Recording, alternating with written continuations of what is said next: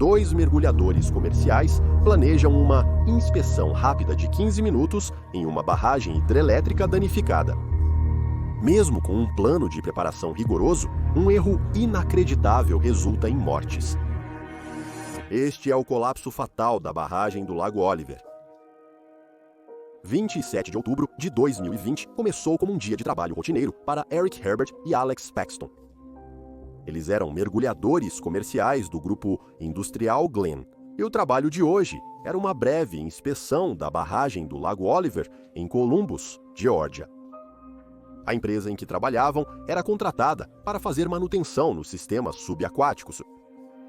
A barragem, operada pela Georgia Power, tinha funcionários próprios no local gerenciando as operações.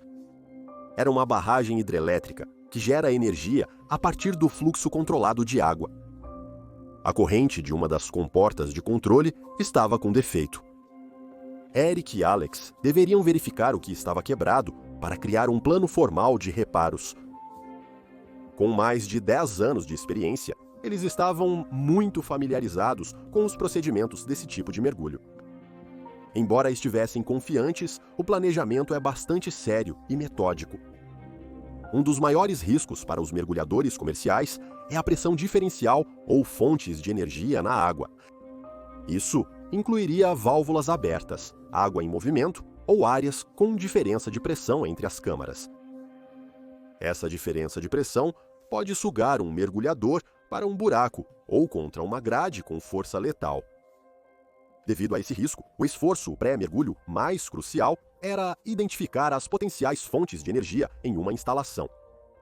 Normalmente, eram elencados individualmente ou em um checklist. A rotina pré-mergulho seria para bloquear e etiquetar todas as fontes de energia da instalação. Bloqueio e etiquetagem, ou bloqueio e etiquetagem, exigiria que cada válvula ou interruptor fosse trancado na posição fechada e etiquetado com um rótulo, avisando para não tocar até a remoção do loto. Este procedimento é essencial para proteger qualquer pessoa na água. A lista de verificação do loto é assinada por 2 funcionários da barragem e validada pela empresa de mergulho responsável pela manutenção. Neste dia, o loto foi concluído pelos funcionários da barragem Lake Oliver e cada item da lista foi verificado 2 vezes e marcado para manutenção. Antes de entrarem na barragem, Eric e Alex fizeram sua própria verificação final para quaisquer pressões diferenciais. Eles conheciam a localização dos portões e da válvula de escorva da lista de verificação do loto. Eles jogaram seu medidor na água para confirmar que não havia movimento na água nesses locais. Tudo parecia bom, então eles se posicionaram acima do portão 3 e se prepararam para entrar no interior da barragem. Eric, o supervisor do turno, se ofereceu para descer e verificar a corrente pessoalmente. Ele sabia que os reparos futuros exigiriam muitos mergulhos, então se ofereceu para descer desta vez no lugar do seu parceiro. Alex o dispensou para mergulhar e averiguar o que estava acontecendo. Eles entraram em uma câmara cheia de água onde se encontravam as principais comportas da barragem. Estava completamente ligada ao corpo principal do lago. A porta da comporta seria erguida por uma corrente quando abertas. Na posição aberta, a água flui para a turbina para produzir eletricidade. Com a usina fechada, não havia operação. O fluxo principal de água passaria pelo conduto forçado até as turbinas, gerando eletricidade a partir da rotação das mesmas. A água então escoaria para a parte inferior do rio. Com as comportas fechadas, o tubo do conduto forçado ficava vazio, funcionando como uma câmara aberta até as turbinas. Neste dia, após a conclusão do lodo, o conduto forçado estava praticamente vazio devido às comportas estarem trancadas. Com tudo pronto, Alex se sentiu totalmente seguro para mergulhar na estreita coluna d'água. Ele iniciou no topo da corrente, descendo devagar em busca de defeitos. Ele usava uma câmera no capacete e uma luz para registrar o que encontraria. Como parte de seu equipamento padrão de mergulho, Ele tinha uma luz, câmera no capacete, comunicação com o responsável na superfície e um cordão umbilical fornecendo ar continuamente. Enquanto ele descia pela corrente, passando a marca de 20 pés, tudo parecia normal e como esperado. Com a correnteza favorável, ele prosseguiu descendo lentamente. Então, num instante assustador, ele percebeu o puxão súbito em seu corpo. Só levou um segundo, porque uma vez que te pegou, te pegou. Seu braço, mais próximo do buraco, desapareceu pelo cano antes que pudesse reagir. Seu corpo agora tampava grande parte do buraco, criando uma força ainda maior onde a água continuava se movendo. Com uma pressão violenta de 850 libras, era impossível puxar o braço de volta ou resistir à força da coluna d'água. Ele gritou: "Estou preso! Estou preso!" O braço de Alex estava sendo puxado com força avassaladora para dentro de um cano de 10 polegadas. Seu corpo foi puxado com tanta força contra a superfície da barragem, dificultando sua respiração. Eric tentou puxar Alex para cima, mas nenhum esforço conseguiu libertá-lo da armadilha. Eric e a equipe da barragem investigavam a diferença de pressão que poderia causar tal sucção, e todos os pontos de lockout e tagout foram verificados novamente. Mas eles estavam desligados e marcados como já havia sido confirmado várias vezes antes do mergulho começar. Levou mais de 30 minutos para descobrir de onde vinha a sucção e para fechar corretamente a válvula. Então, o que deu errado? O que Alex, Eric e até alguns dos funcionários da barragem não sabiam era que havia outra válvula não listada na lista de verificação do Lockout Tagout. Esta tubulação era para preparar a tubulação de pressão antes de abrir a comporta principal.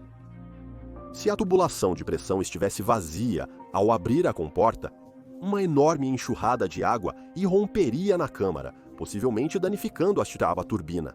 Para evitar isso, uma pequena tubulação de preparação permite a entrada de um volume menor de água na tubulação de pressão para enchê-la antes da operação total da barragem.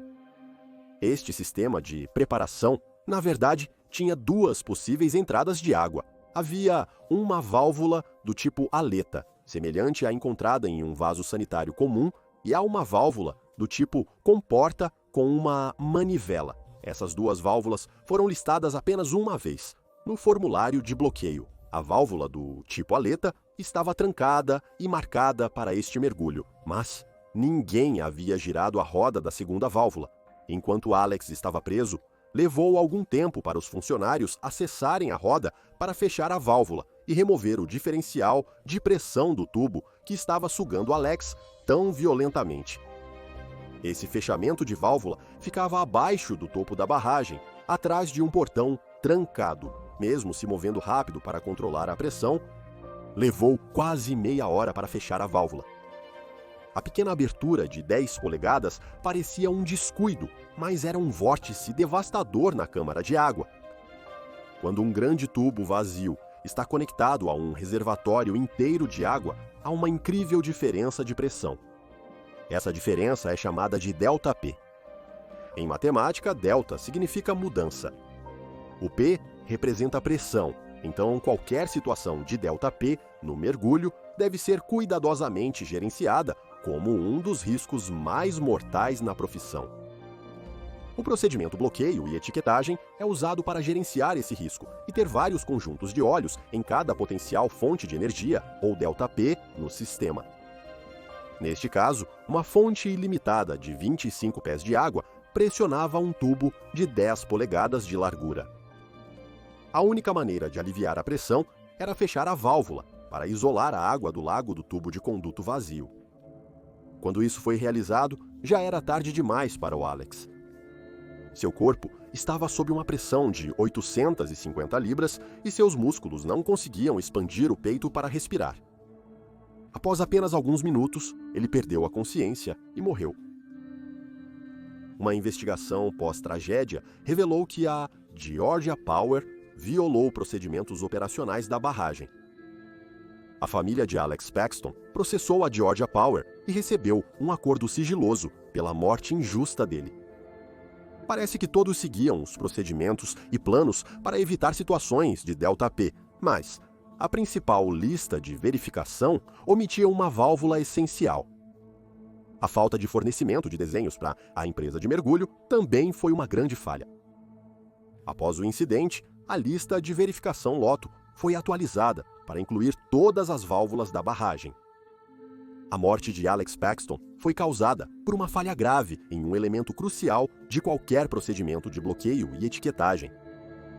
Como você pode ter uma lista que é importante o suficiente para ser verificada 3 vezes para fechamento, mas não incluir uma válvula absolutamente essencial nessa lista?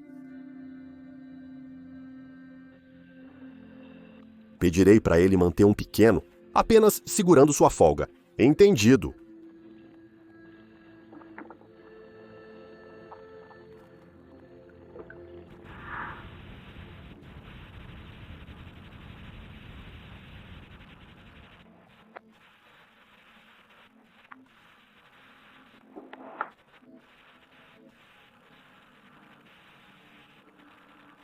Obrigado.